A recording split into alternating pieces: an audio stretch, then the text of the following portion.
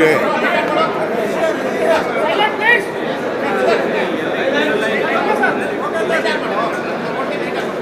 ಈಗ ಬೆಂಗಳೂರು ಸಮೀಪದಲ್ಲಿ ಮಾಗಡಿ ರಸ್ತೆಯಲ್ಲಿ 2 ಕ್ವಾರಿಲಿ ಕುಸಿತ ಆಗಿದೆ ಅಂತೇಳಿ ವರದಿ ಬಂದಿದೆ.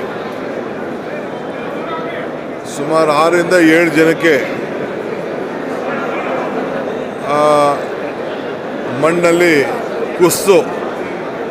ಮಣ್ಣು ಕುಸಿತಾಗಿ ಸತ್ತಿದ್ದಾರೆ ಅಂಥೇಳಿ ಮಾಹಿತಿ ಬಂದಿದೆ. 1-2 ಬಾಡಿ ಸಿಕ್ಕಿದೆ ಅಂತ ವರದಿ ಕೂಡ ಕೊಟ್ಟಿದ್ದಾರೆ. ಮಿಕ್ಕಿದ ಎಂಟೈರ್ ಟೀಮ್ ಎಲ್ಲ ಈಗಾಗಲೇ ನಮ್ಮ ಪೊಲೀಸ್ ಅಧಿಕಾರಿಗಳು, ಮೈಸನ್ ಜಿಯಾಲಜಿ, ನಮ್ಮ DC ಎಲ್ಲ ಕೂಡ ಸ್ಥಳಕ್ಕೆ ಧಾವಿಸಿದ್ದಾರೆ. ಬ್ಲಾಸ್ಟಿಂಗ್ ಏನು ಆಗಿಲ್ಲ ಅಂತ ವಿಚಾರ ತಿಳಿಸಿದ್ರು. ಸೊ ನಾನು ಈಗ ಮಧ್ಯಾಹ್ನದೊಳಗಡೆ ಅಫಿಷಿಯಲಾಗಿ ರಿಪೋರ್ಟ್ನ ತರಿಸ್ಕೊಳ್ತಾ ಇದ್ದೀನಿ.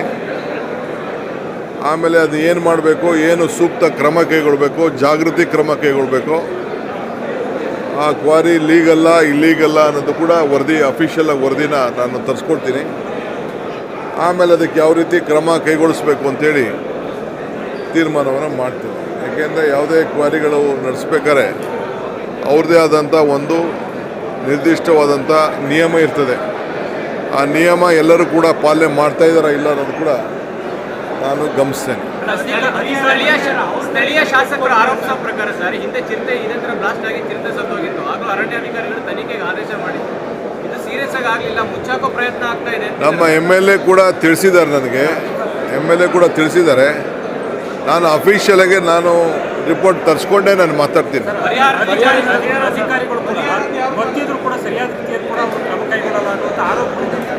ನಾನು ತಿಳಿಸ್ತೀನಿ. ನೋಡಪ್ಪ, ಎಷ್ಟು ಜನ ಸತ್ತಿದ್ದಾರೆ, ಏನಾಗಿದೆ, ಫಸ್ಟು ಮಾಹಿತಿ ಬರಲಿ.